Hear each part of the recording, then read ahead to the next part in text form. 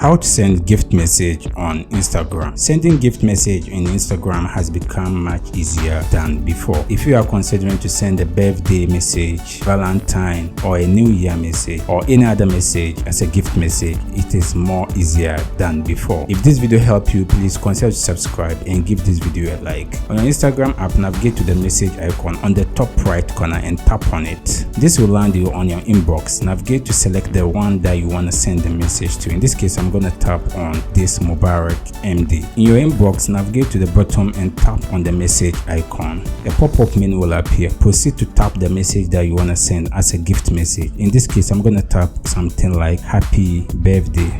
Then beside the box, you could see this search icon. Proceed to tap on it, and there you have a list of Giphy. Make sure to select the one with this inscription on it. And that's it. You have successfully sent a gift message in Instagram. If the receiver receive it and want to open it, all you have to do is to tap on it and congratulations, happy birthday to the receiver. If you want to send it again, all you have to do is to come back and tap on this box, then tap the message that you want to send. In this case, I'm going to type something like happy new year.